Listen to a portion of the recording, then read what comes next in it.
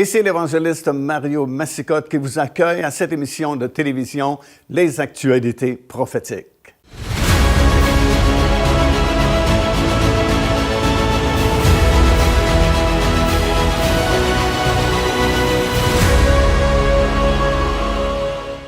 Alors, ces paroles que nous avons lues dans ce 36e chapitre du livre d'Ézéchiel nous frappent par leur précision et c'est exactement ce que nous avons vu arriver ces dernières années concernant ce territoire-là de la Judée et de la Samarie qui a été capturé par d'autres nations du monde.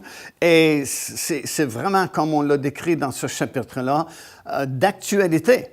De nos jours, c'est encore ce conflit-là qui perdure entre le monde arabe et le monde israélien, et surtout de ce territoire-là, de la Judée et de la Samarie. Au verset 3, dans ce grand chapitre-là, le chapitre 36, où nous voyons cette prophétie qui a été donnée sur les montagnes d'Israël, ou encore sur la Judée et la Samarie, on mentionne que des nations ennemies d'Israël ont voulu dévaster cette région et l'engloutir, se l'approprier.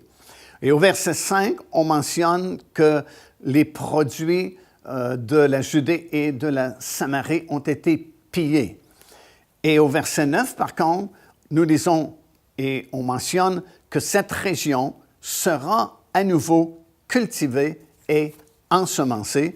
Et puis au verset 10, le verset suivant, on dit que les montagnes d'Israël seront repeuplées et que les villes seront reconstruites. Pourquoi, premièrement, est-ce que ces montagnes ont été dévastées et pourquoi sont-elles devenues arides? Bien, nous comprenons que leurs produits, comme c'est mentionné dans ce 36e chapitre, comment les produits ont pu être pillés et comment les villes ont pu être détruites dans cette région-là de la Judée et de la Samarie. Bien, étant donné que c'est le cœur d'Israël, c'est là où étaient centralisées la plupart des activités, c'est comme le centre nerveux du pays, et c'est surtout lors de la déportation en l'an 70, alors que les Romains sont venus et ont détruit le temple et une bonne partie de la ville de Jérusalem et de la population juive, que la plupart des Juifs ont quitté leur pays pour s'établir dans plusieurs pays du monde. Et c'est là surtout que la dévastation a été évidente et que les terres ont comme été abandonnées et que les ruines ont commencé à être établies. En fait, il y a eu 3 grandes vagues de déportation à cause justement de leur incrédulité, leur idolâtrie, parce qu'ils s'étaient éloignés de Dieu. Il y a eu une première déportation, comme nous le savons, des 10 tribus du nord du pays, déportation en Assyrie, qui a été suivie d'une deuxième déportation de la tribu de Juda et de Benjamin à Babylone. Ils sont demeurés là-bas pendant 70 ans, selon les prophéties qui avaient été données par Jérémie. Donc ça, c'est une deuxième déportation partielle du peuple juif dans un endroit précis, dans le territoire de Babylone.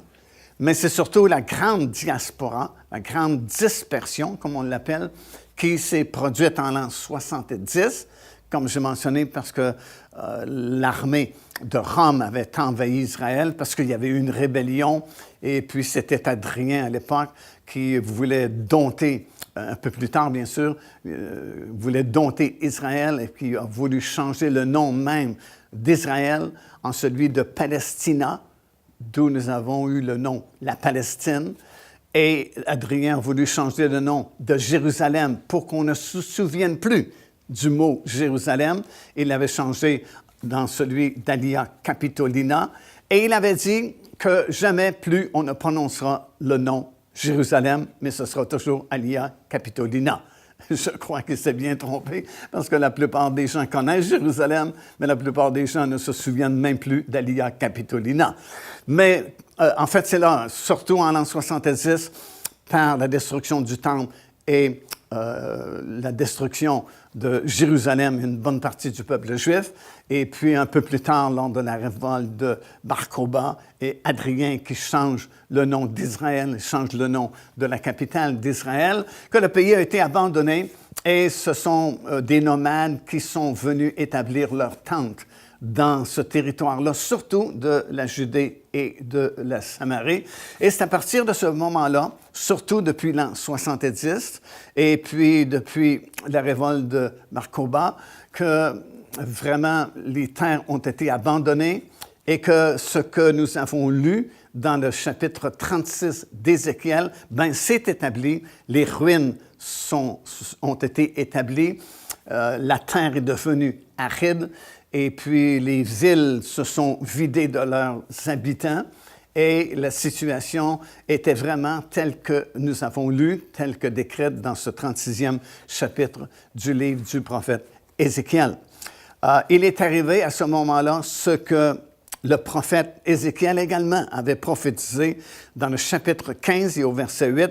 Il avait dit de la part de Dieu, « Je ferai du pays un désert parce qu'ils ont été infidèles, dit le Seigneur, l'Éternel. » Alors, les habitants ont parti, comme je mentionnais, différents peuples nomades sont venus établir leurs tentes dans le territoire.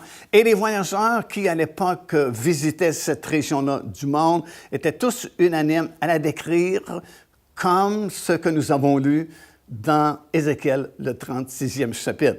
Et un de ces voyageurs-là, célèbre, Mark Twain, avait écrit en 1860, « Il n'y a dans cette région de la Judée et de la Samarie que des places désertiques, remplies de solitude et qui ne sont habitées que par personne, sauf les oiseaux de proie et les renards. » Alors, cette parole vraiment a été accomplie telle que nous l'avons lu dans le 36e chapitre du livre d'Ézéchiel. Cependant, les prophètes de la Bible ont prophétisé qu'un jour, le peuple reviendrait et qu'il y aurait une restauration de la terre elle-même.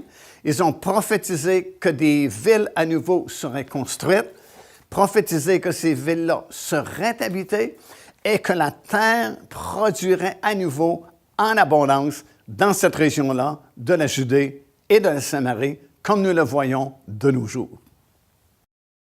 Effectivement, plusieurs prophètes de la Bible ont prophétisé les mêmes choses, disant qu'à nouveau, les montagnes d'Israël seront repeuplées et que la terre sera ensemencée. Et comme nous l'avons lu dans ce 36e chapitre du livre du prophète Ézéchiel, le prophète lui-même annonce que des rameaux pousseront à nouveau sur les montagnes d'Israël. Deuxièmement, il y aura beaucoup de fruits qui pousseront. Troisièmement, ces montagnes seront cultivées. Quatrièmement, il a prophétisé que les montagnes seront ensemencées à nouveau. Cinquièmement, il a prophétisé qu'il y aura de nombreux habitants. Sixièmement, il a prophétisé que des villes seront habitées dans cette région-là. Septièmement, il a prophétisé qu'on va rebâtir sur ces anciennes ruines qui existaient autrefois à cause de ce que je viens de vous expliquer. Huitièmement, il y aura de nombreux animaux qui reviendront. Neuvièmement, il dit que l'Éternel fera plus de bien à Israël qu'autrefois. Et dixièmement, Israël saura que c'est l'Éternel qui a fait cela. Et voici quelques versets concernant ce retour du peuple juif dans le pays et surtout sur les montagnes d'Israël ou dans la Judée et la Samarie. D'abord, dans Ézéchiel, toujours, le chapitre 20 et le chapitre 20, et le verset 41, le prophète dit ceci. « Je vous recevrai, et c'est le Seigneur qui parle bien sûr par la bouche d'Ézéchiel, et il dit, « Je vous recevrai comme un parfum d'une agréable odeur. Quand je vous aurai fait sortir du milieu des peuples et rassembler de ces peuples où je vous ai dispersés, et je serai sanctifié par vous aux yeux des nations. Et vous saurez que je suis l'Éternel quand je vous ramènerai dans le pays d'Israël, dans le pays que j'avais juré de donner à vos pères. Remarquez encore une fois le nombre de fois que le mot jurer revient. Lorsqu'il est question du retour d'Israël et lorsqu'il est question du pays que Dieu avait juré de donner à Abraham, Isaac, Jacob, à leurs descendants pour toujours. Et Dieu ne peut pas manquer à sa parole. Il ne peut jamais manquer à sa parole, sinon il ne serait pas Dieu. Encore une fois, Jésus dit, le ciel et la terre vont passer un jour, mais mes paroles vont demeurer éternellement. C'est la parole de Dieu, c'est un roc solide. Dieu ne peut mentir. Mais en plus, lorsque Dieu jure quelque chose, c'est absolument impossible que cette chose-là n'arrive pas. Parce que c'est Dieu qui a parlé. Et nous lisons ça dans Hébreux chapitre 6, c'est le verset 13. De toute façon, ça dit, lorsque Dieu fit la promesse à Abraham, Dieu a promis de jurer à Abraham, il a juré à Abraham qu'il lui donnait ce pays de Canaan. Alors, lorsque Dieu fit la promesse à Abraham, ne pouvant jurer par un plus grand que lui, il jura par lui-même. Et il dit, certainement, je te bénirai et je multiplierai ta postérité. Et c'est ainsi qu'Abraham, ayant persévéré, obtint l'effet de la promesse. Or, les hommes jurent par celui qui est plus grand qu'eux. Et le serment est une garantie qui met fin à leurs différends. C'est pourquoi, regardez bien, c'est pourquoi Dieu voulant montrer avec plus d'évidence encore aux héritiers de la promesse l'immutabilité de sa résolution, il est intervenu par un serment. Alors ça, c'est deux choses dans lesquelles Dieu ne peut absolument pas mentir. Un, la promesse, et deux, le serment. Il a promis de donner ce territoire-là à Abraham, Isaac, Jacob, ses descendants, et en plus, afin de montrer l'immutabilité de sa décision. Autrement dit, afin de démontrer qu'il ne peut pas changer d'idée, que sa décision, elle est invariable, incontournable, éternelle. Ben, pour démontrer cela de façon plus évidente, la Bible dit, il a juré, et trouvant pas quelqu'un de plus grand que lui, il a juré par lui-même que cette promesse, elle est réelle. Alors, vous avez plusieurs versets, évidemment, comme celui-ci dans Ézéchiel, chapitre 34. « Je les retirerai d'entre les peuples, je les rassemblerai de divers pays et je les ramènerai dans leur pays. Je les ferai paître, regardez bien, sur les montagnes d'Israël, le long des ruisseaux et dans tous les lieux élevés du pays où habiter. » Verset 14. « Je les ferai paître dans un bon pâturage et leur demeure sera sur les montagnes d'Israël. Là, elles reposeront dans un agréable asile et elles auront de grands pâturages, sur les montagnes d'Israël. » Wow! C'est vraiment très précis, encore une fois, les prophéties de la parole de Dieu disant que ces montagnes d'Israël, où la Judée et la Samarie, qui avaient été dévastées et pris en captivité par des nations, bien, ils seront à nouveau habités et le terrain sera à nouveau cultivé et produira du fruit en abondance. Et évidemment, il y a plusieurs autres versets dans la parole de Dieu qui parlent de ce retour extraordinaire du peuple et comment la terre à nouveau va produire en abondance. Par exemple, ici dans le livre de Sophonie, dans le 3e chapitre et au verset 20, ça dit ceci, « Je vous ramènerai en ce temps-là, je vous rassemblerai, car je ferai de vous un sujet de gloire et de louange parmi tous les peuples de la terre, quand je ramènerai vos captifs sous vos yeux, dit l'Éternel. » Ézéchiel chapitre 36 et le verset 24, « Je vous retirerai d'entre les nations, je vous rassemblerai de tous les pays et je vous ramènerai dans votre pays. » Deutéronome chapitre 30, versets 4 et 5. « Quand tu seras exilé à l'autre extrémité du ciel, l'Éternel ton Dieu te rassemblera de là, et c'est là qu'il ira te chercher. L'Éternel ton Dieu te ramènera dans le pays que possédaient tes pères, et tu le posséderas. Il te fera du bien et ne te rendra plus nombreux que tes pères. » Jérémie chapitre 31, le verset 10. Celui qui a dispersé Israël le rassemblera. Wow! Ce qui est particulièrement intéressant, c'est qu'il y a des versets dans la parole du Seigneur concernant le retour du peuple juif dans son pays en provenance des 4 points cardinaux du monde.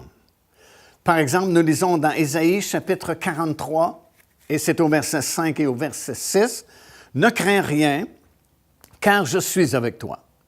Je ramènerai, regardez bien, de l'Orient ta race, et je te rassemblerai de l'Occident.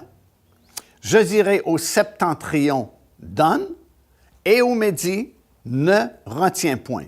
Fais venir mes fils des pays lointains et mes filles de l'extrémité de la terre. » On va remarquer les 4 points cardinaux, nord, sud, est, ouest, sont mentionnés de façon très précise, très particulière, dans cette grande prophétie donnée par Ézéchiel.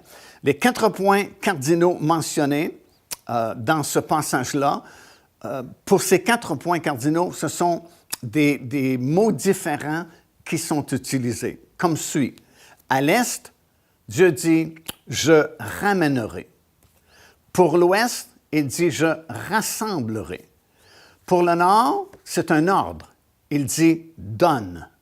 Et au sud, c'est un ordre également « ne retiens point ». Wow! Effectivement, au nord et au sud, ce sont les endroits qui étaient les plus difficiles, qui retenaient le plus le peuple juif. Et c'est comme un ordre, un commandement que Dieu donne au nord et au sud de laisser sortir son peuple pour qu'il revienne s'établir dans le pays. C'est pourquoi on utilise ces mots-là pour le nord et pour le sud comme « donne » et « ne retiens point ». Alors, des 4 points cardinaux, ils sont revenus. Qui n'a pas entendu parler de l'opération tapis volant en Israël ou l'opération Salomon? Ils sont venus des 4 coins du monde, vraiment. Ils sont revenus de partout, même ces Juifs de l'Éthiopie, qui ne voulaient pas revenir en Israël tant et aussi longtemps que ce n'était pas l'époque du Messie. Et puis l'ambassadeur israélien s'est rendu en Éthiopie afin de convaincre ces Juifs de revenir s'établir en Israël, que le temps était venu pour eux de revenir. Et bien sûr, ils étaient très hésitants parce que pour eux, ce n'était pas encore le temps de la venue du Messie. Et de plus, ils n'étaient jamais sortis de leur territoire, de leur pays.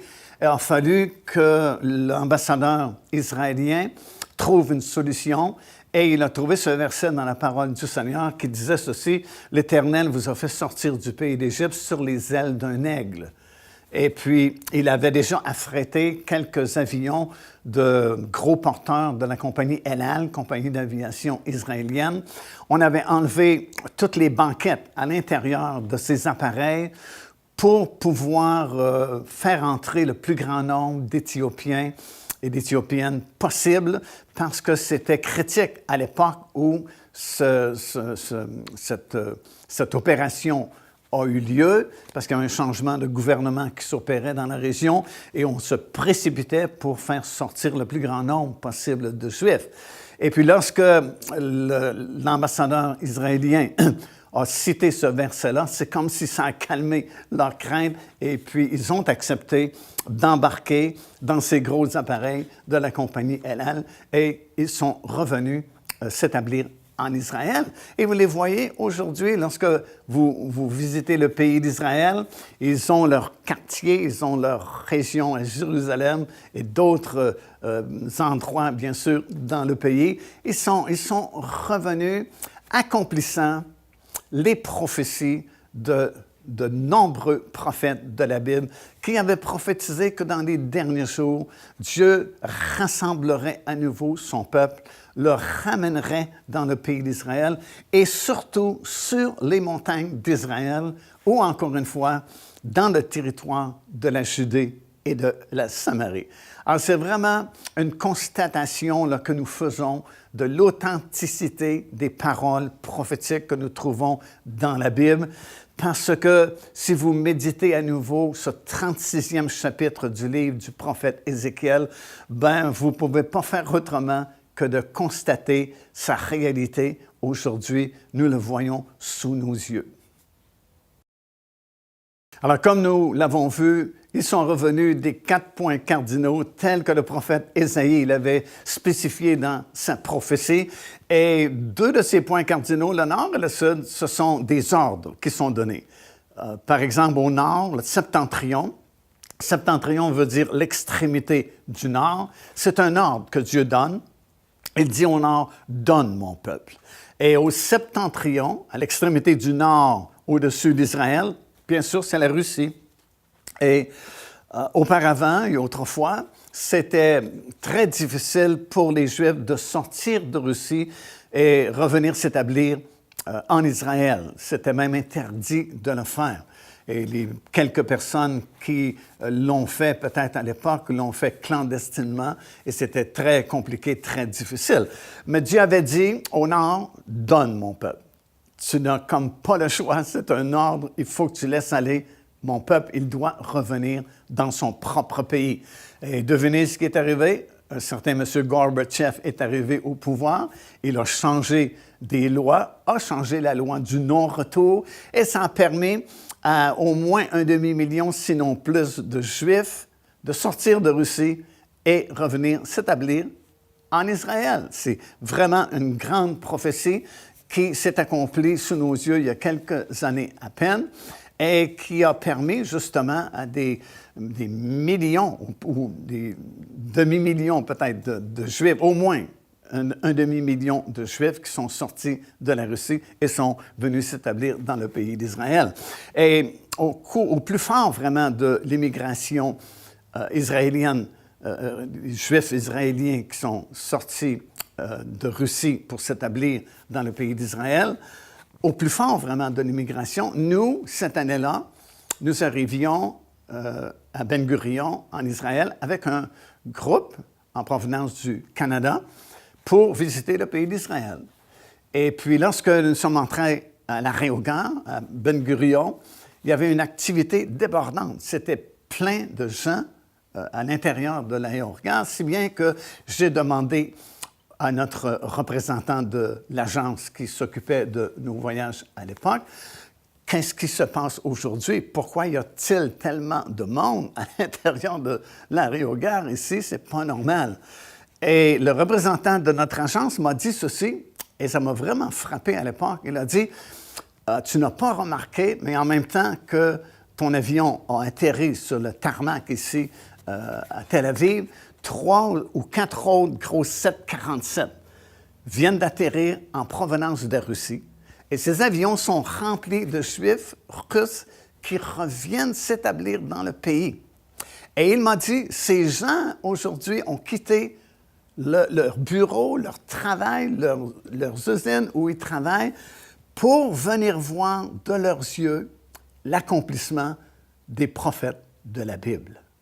Et je me suis dit, wow, souvent, nous les chrétiens, on n'est même pas au courant que ces prophéties-là s'accomplissent, mais voilà des gens qui connaissent même pas vraiment le Seigneur Jésus-Christ, qui n'ont pas encore accepté le vrai Messie, et puis ils vont quitter leur travail séculier aujourd'hui pour venir voir de leurs yeux l'accomplissement des prophètes de la Bible.